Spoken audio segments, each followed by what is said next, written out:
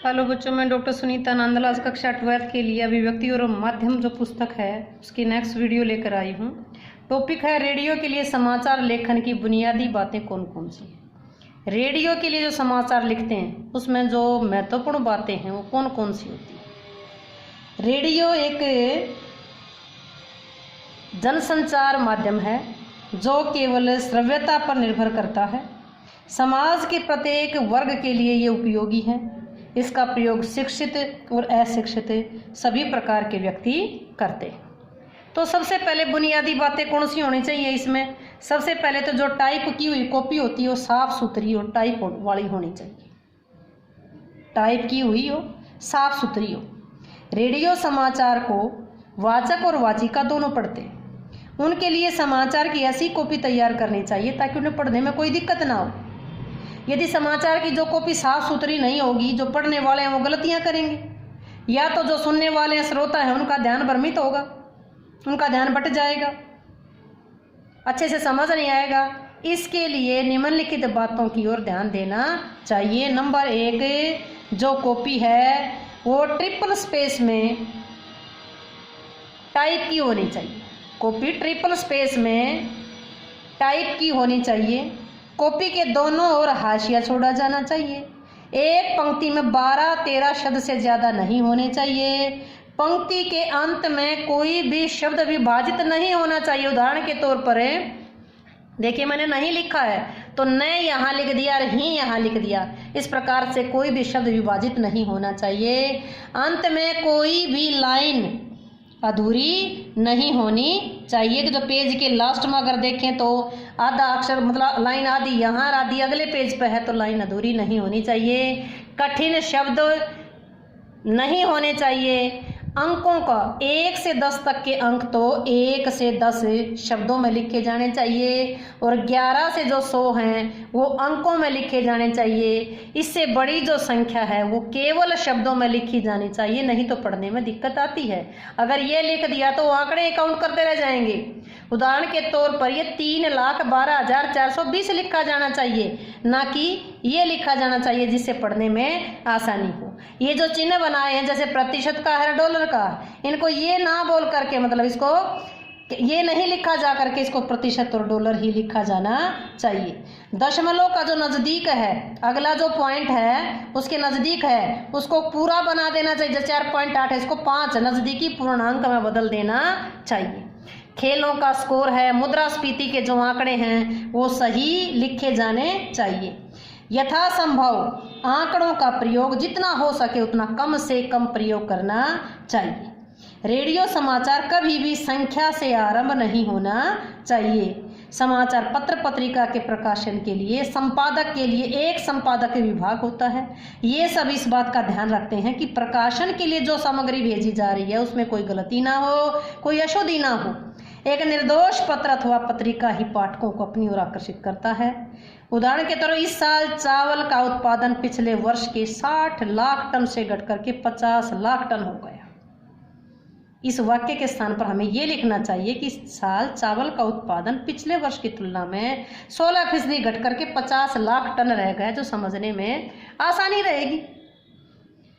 अगला है इसमें डेडलाइन, संदर्भ और संक्षिप्त अक्षरों का प्रयोग। रेडियो में अखबारों की तरह डेडलाइन नहीं होती, कोई भी डेडलाइन नहीं होती, बल्कि समाचारों के अंदर ही गुथी होती है, अलग नहीं होती। रेडियो समाचार में समय संदर्भ का, समय का विशेष ध्यान रखा जाता है। समाचार पत्र दिन में एक ही बार छपता है। समाचार पत्र तो एक ही बार प्रकाशित होता है जो लोगों के पास पहुंचता है, लेकिन जो रेडियो के समाचार हैं वो 24 घंटे चलते रहते हैं।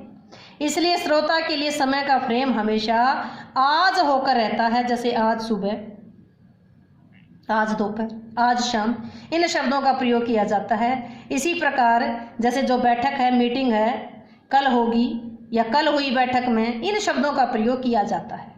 रेडियो समाचारों में संक्षिप्त अक्षरों का प्रयोग बड़ी सावधानी से किया जाता है।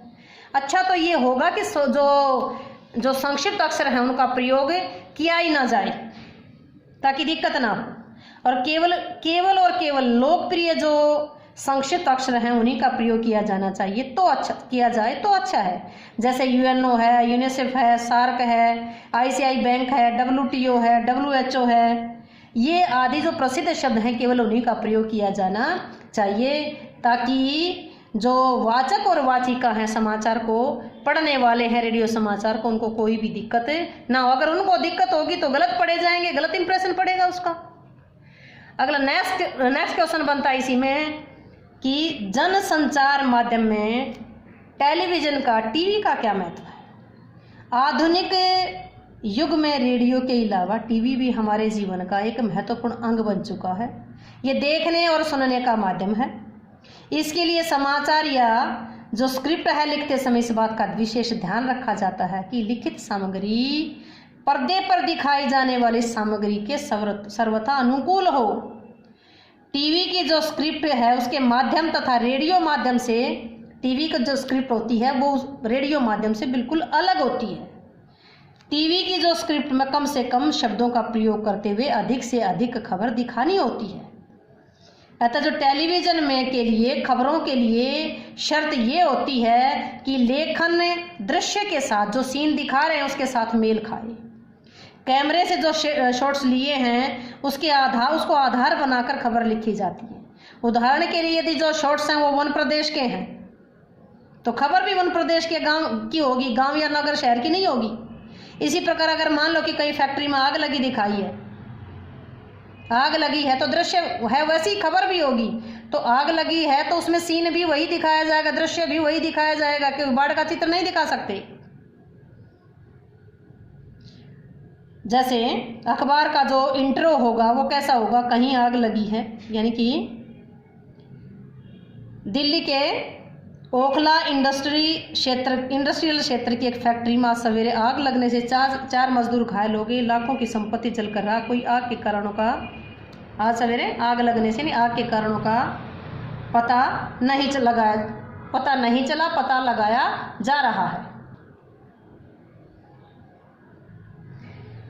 जो ये खबर बताई है इसमें जो दूरदर्शन पर इस खबर का आरंभ कुछ अलग प्रकार होगा। टेलीविज़न पर जो खबर है वो दो प्रकार से, दो भागों में प्रस्तुत की जाती है। पहले तो इसका प्रारंभिक हिस्सा जो मुख्य समाचार होता है, जो दृश्य के बिना ही जो न्यूज़ रीडर है, वो एंकर है, वो पढ़ता है। दूसरे हिस्से में एंकर के स्थान पर जो न्यूज़ है उसका सीन दिखाया जाता है, उसका दृश्य दिखाया जाता है। जैसे दूसरे हिस्से में एंकर के स्थान पर क्या दिखा दिया, उसका सीन दिखा दिया।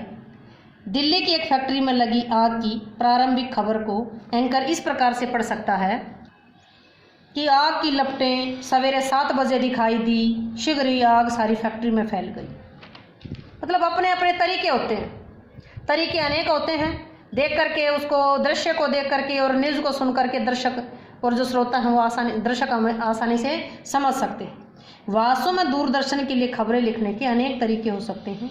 यही कारण है कि टेलीविज़न पर खबरों के तरीके में लगातार बदलाव होता जा रहा है।